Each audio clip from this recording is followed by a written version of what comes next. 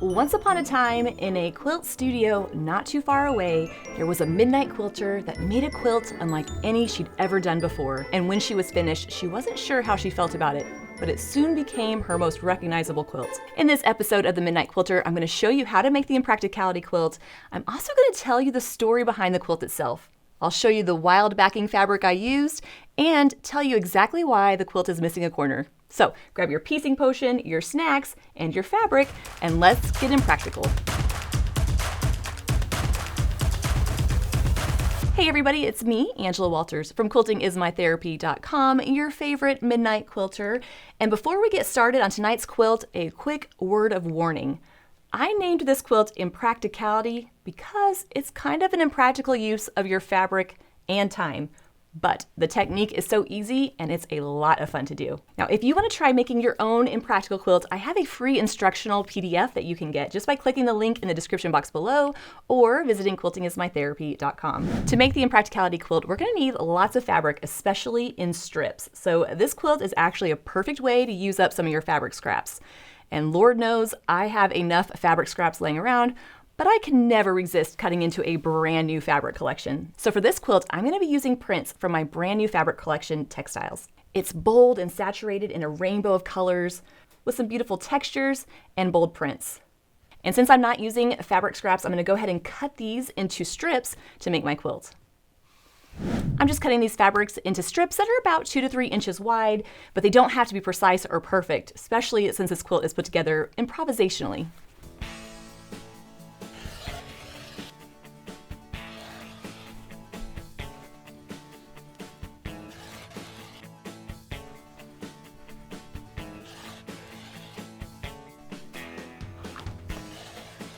Now, if you're using fabric or scraps that you have laying around, the amount that you're going to need depends on how big you're going to make the quilt and really how much piecing you do. So the rule of thumb here is the more, the better.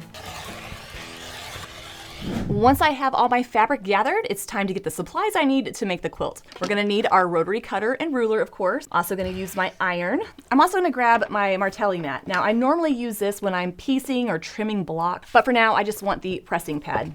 This quilt starts in the center with something like this. The more sides that centerpiece has means more strips I'll have to piece around. I could stop right here and call it good, but I'm going to cut off a couple of the corners to give myself more of a 6-sided wonky hexagon. This quilt is super improvisational, so don't worry about making it precise or anything like that. We're just kind of chopping off a couple of the edges. I might go ahead and cut off the other corners as well. Why not, right? So from here, I'm going to start sewing strips on each side of that piece. Just pick a print that you like. Maybe I'll do this one. And I'm going to kind of rough cut the strip out so that's just a little bit longer than the side I'm sewing it to, but not too long. So all I'm going to do is take that strip, put it on one side of that block, and sew my 1/4 inch seam. Nice and easy. And there's that first seam, which I'm going to press. That's right, we're going to be ironing in between each step, which is not the funnest thing to do, of course, but it's definitely worth it when it comes to it because it's going to make the whole thing look great. Before I sew the strip to the next side, I'm going to take a second and trim it even with that. So this will be the next side I'm going to piece. I'm just going to lay my ruler and trim right along here. Now those bigger sections that I cut off, I'm going to set aside because I might use them again. And then I'm going to lay my strip along there and sew another seam.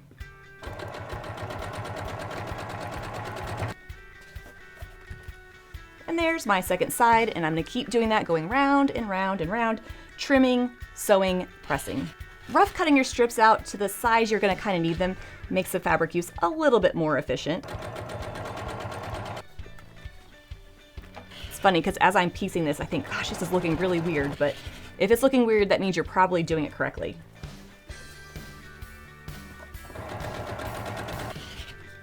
So just one more side left to do, and you can tell it's pretty tiny there, but it is there. And since it's the last one, I'm going to actually trim both of these fabrics to do that. Now in this example, I'm doing the same fabric around the whole ring, but you could totally mix it up with different prints, different colors, kind of whatever you're feeling like doing, and then eventually you'll end up with something like this. But before we move on to the second ring, we're going to do some more trimming. I know, you're probably like, gosh, I really hope we trim. This time, what I'm going to do is I'm going to look to the corners of the block. Those are going to be kind of my gauge for trimming. So I'm going to position that ruler along one of those points. The spacing I use here is going to determine how big these rings are going to be.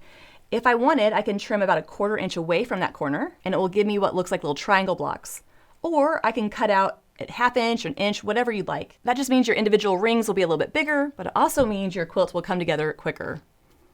But for me, I'm going to do the 1/4 inch spacing. So looking to that corner, I'm going to position my ruler with the 1/4 inch guideline touching it, and I can pivot this ruler any way I want. This is what's going to create that improv pieced look. And then I'm going to look to the next corner and do the same. Now, I know some quilters out there are going to want to overthink this. Don't do it. Just trim it straight, give yourself that spacing, and continue on. And now I have my shape trimmed up and ready to add the next ring of strips. Now, if you're worried about the fabric waste, you can start with your individual strips a little skinnier, especially if you plan on doing that 1/4 inch spacing. And this is how this whole quilt goes together. Sewing in strips, working in rings, kind of building up that quilt. The only difference is as I go, those pieces are going to get longer and longer. When I made the original Impracticality Quilt all those years ago, honestly, at the time, I was just kind of creatively burnt out. I don't know, I'd been working a lot and I had young kids. And I just, was kind of in a funk. You ever get that way? Kind of like you lose your sewing or your quilting mojo. And I decided, you know what, I'm going to piece something. I haven't actually pieced a quilt in a while and I kind of miss it. So I decided I was going to make this improvisationally pieced quilt, which is kind of funny for me because I don't normally think, ooh, I just want a piece. Because you know, for me, it's all about the machine quilting. And I just kind of grabbed some fabric and started.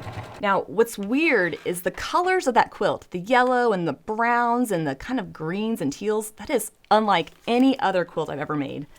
I mean, usually I'm pretty timid when it comes to fabric choices. I'm like, give me a gray, give me a blue, let's call it good. But I like to think it was just kind of my creative burnout coming out into that quilt because I've never made a quilt like that before and I haven't since. Just remember sitting in my quilting room with just fabric everywhere. And that yellow solid, like, I don't know where I got it from and I don't know what I was planning to do with it, but it ended up being that quilt. And hey, if you're watching me do this and you're like, I don't know what she's trimming or where, don't worry, I put together a free downloadable PDF with the step-by-step instructions on how to do this. In that downloadable free instruction sheet, I show you different ways to change up the pattern as well. Whether it's alternating between prints, going with an ombre look, there's a lot of different variations you can create with this technique. It may be impractical, but it is also fun. All right, and for our last side, I'm just gonna trim flush across all of that. And there's row 2. I know it looks so funky and weird right now, but I promise as you keep going, it looks really cool. Now, since I'm done with that whole ring, this is the time where I look at the corners and just start trimming the sides. I think I'm gonna go ahead and do that 1/4 inch spacing one more time. The more you kind of move that ruler around, the more irregular your shapes will be. You'll have some really tiny ones and some bigger ones. Just depends on how improv you're wanting it to look. Now, if you wanna make an Impracticality quilt that doesn't have quite this much work in it, you can start with a centerpiece that has less sides. So I could have done a rectangle or even a pentagon. And there is ring 2. We're gonna do the same thing, taking that piece, sewing my strips on, ironing, and trimming.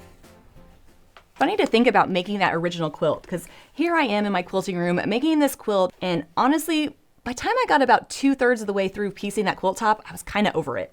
I was like, you know what? Good news, I'm not burnt out anymore. I'm ready to go back to machine quilting. And what's funny is that quilt would probably still be an unfinished quilt top if it didn't just so happen that Quilter's newsletter called and asked if I had a quilt that nobody had ever seen before. Which is kind of funny because, like, what were the chances that I would actually have a quilt like that laying around? Well, it turns out in that time, it was 100%. So I was like, yeah, actually I do. It's kind of a weird color and it's a weird technique. Sure, I'd love to show it to you. But the problem was I had to actually finish it. So it gave me the deadline I needed to get it done. So now I'm looking at this thing like, oh, I have got to quilt it. Now you might think, oh, she's a professional machine quilter. I bet she never gets stumped. That's definitely not the case. There's always those quilts that can be kind of tricky to quilt. I just remember finally finishing it, loading it on the long arm and thinking, now what? Like, I had no idea how I was going to quilt it. Nothing. And you know, like sometimes people say they wait till their quilts talk to them. Well, I drank a lot of wine around my quilts and none of them have ever talked to me before. And this one was exactly the same. I was just kind of like looking at it like, I don't know what I'm going to do with this. And it was going to be in a magazine. No pressure, right? Oh, I just remember staring at that quilt for quite a while before I got up the guts to actually quilt it. I think what scared me most was it took so long to piece it. I thought, if this doesn't turn out, there's no way I'm making a second one. But thankfully, it turned out fine. I'm starting to remember why I haven't made one of these in 10 years. I'm just kidding. It's a lot of fun, especially when you want a kind of mindless project that lets you play with a lot of different fabric. And there I have the 3rd ring of fabric, and it's time to trim it down again, looking to the individual points. This time, instead of lining up the ruler on the 1/4 inch, I'm gonna go ahead and line it up on the 1/2 inch and then trim. The only difference this is gonna make is gonna create a little bit of a bigger space. And there's my adorable third ring. So let's do it again with a different fabric. I'm thinking I'm going to use this pretty blue fabric for the next ring. When I started quilting that original Impracticality quilt, I was just like, you know what? I gotta just get started because there's a deadline on this quilt and I've gotta get it finished. In my head, I was kind of imagining that center part of the quilt looked like a tornado with the pieces kind of flying off. I think that means my Missouri is showing there. I don't know, I was kind of picturing tornado. I don't know if that's because of destruction or just the whirliness of it. So then I decided, okay, fine, let's just go with that theme. Let's do some wavy lines because those will kind of look like, you know, wind, and then in the blocks themselves, I can just do some geometric quilting. I mean, I was a little stressed out when I started, but once I got kind of in the flow of it, I'm like, okay, this is fine. And quilting it was way more fun than piecing it. Just a few more seams and I'll be done with this section. And now that I'm done adding all the pieces around that ring, it's time to start trimming it up by looking to the corners and trimming about 1/2 inch or so away from them. And there's my next section. You can tell they're a little bit bigger than the first ones just because I had that different spacing on the trimming. I think for the next ring, I'm gonna get a little wild and crazy and throw in some purple with teal, something like that.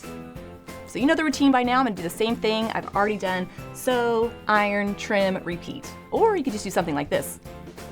So just like that, the next ring is done. So you know it's time to start trimming it. And I'm gonna trim it with that same 1/2 inch spacing. I can't remember how long it took me to quilt the original quilt. I do know, however, there was some angst in there, some fretting, but when I was done, I was super happy with how it turned out. So I sent it on to the magazine and then just sat back and waited.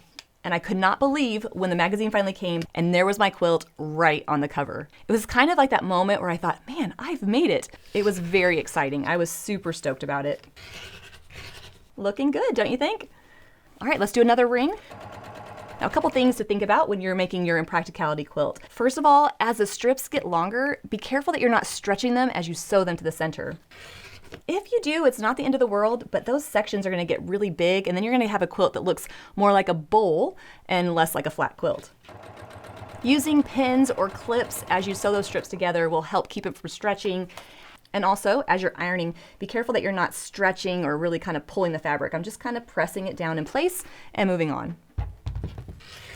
Now for big quilts, I could keep going, adding my strips, letting it get bigger and bigger. But if I don't have long enough strips or I'm not really going for that look, instead of quilting one big Impracticality quilt, I can make some smaller ones, trim them into blocks, and use them in a quilt. But what I really like about this technique is that I start in the center and I can keep going until I'm done. And once I decide I'm done, I can just end it there. But if I keep going like this, right, I'm gonna have a big octagon kind of shape. If I wanna make a larger Impracticality quilt, I'm gonna keep building around that ring until it's as wide as I want it to be. And then I'll stop on those sides and then just add strips on the top and bottom. Once it gets to the size I like, I can then trim it, quilt it, and enjoy it. I just really love how this technique looks like it's so perfectly pieced, but it's actually the result of stitching and trimming. So let's go ahead and just add one more ring of fabric around it just to see what that looks like. Then I'll show you the original quilt. I mean, the fact that original quilt was on the cover of a magazine was more than enough to make me happy. But that wasn't the only time it was gonna be the star of the show. A few years later, C&T Publishing reached out to me and asked me to write a book that talked a little bit about my journey, right? How I became a professional quilter, author, designer, even though I had zero experience at any of it. The book was totally different than anything I'd ever done before. It wasn't so much instruction, it was more inspiration. It's actually the most vulnerable writing I've ever done, kind of putting myself out there. It also includes pictures of some of my favorite quilts over the years. Quilts I'd done with Tula Pink and Alex Anderson and others, and it was really fun to kind of share my story and talk a little bit about that. So I submitted a lot of different quilts and showed kind of up-close pictures of some of the quilting, and of course, Impracticality was one of them. And wouldn't you know it, C&T Publishing picked it to be the cover quilt. All right, I'm gonna go ahead and add the last bits of fabric to this ring, then I'll show you what it looks like. And this quilt is finished. Well, maybe not the whole quilt, but basically as far as I'm gonna go. Even though it starts off kind of slow, especially with all those little pieces, as you get going, the strips get bigger and bigger and you start getting a lot of traction really quickly. And even though I liked using the same fabrics in each of the rings, you can totally change that up and come up with some different variations. Well, now that we know the technique, let's check out the original Impracticality quilt. So check it out. This is the OG Impracticality quilt. Just like we saw before, you start in the center. I pieced little strips going around, trimmed them, and kept building off of it. As I worked my way towards the outside of the quilt, I started incorporating more and more strips of the background fabric, and then throwing in a different color randomly. That's what helps give the illusion that these pieces are kind of flying off. But when it came time for the quilting, I decided to use the designs themselves to make it look as though it was pieced. So in this background area, I just added some more triangles with my quilting and filled them in. And then around the outside, I kind of channeled my inner tornado and quilted some long wavy lines. I kind of wanted it to look as though the wind was twirling it around. Now for the backing fabric, I decided to use something fun and went with this peacock fabric. I love how it's wild and crazy and just kind of fun. And one last thing about this Impracticality quilt is you might have noticed that one of the corners is cut off. Over the years, there's been a little bit of speculation as to why that happened. Did I cut it off on accident? Did I spill my wine on it? No, nothing as crazy as that. So once I was done quilting it and I showed it to my husband, he was like, oh my gosh, that looks so cool, which made me feel really good. And he suggested cutting off the corner to kind of mimic the shape right here. I thought, hey, that's kind of fun, let's do it. So I cut off that corner and I actually bound it with a different fabric. That's right, I actually bound this quilt. And it may very well be the last quilt I've ever bound. So you can rest assured that no wine was spilled on the quilt. This was merely an artistic decision. And even though this quilt looks like nothing I've ever made before or since, it's definitely been a quilt that has been with me on my journey. It's hung in my quilt shop, it's traveled the world with me, and now it's been an episode of The Midnight Quilter. So what do you think? Does this sound like something you'd like to try? If so, be sure to gather all your favorite fabrics and click the link in the description box below so you can get that free instruction sheet. You can also use that link to check out this video's featured products. Whether it's the Quilting is My Therapy book, the fabric collection, or any quilting supplies, we have everything you need. Thank you so much for joining me for another episode of The Midnight Quilter, and I'll be back soon with another video. Until then, everybody, happy Impractical quilting.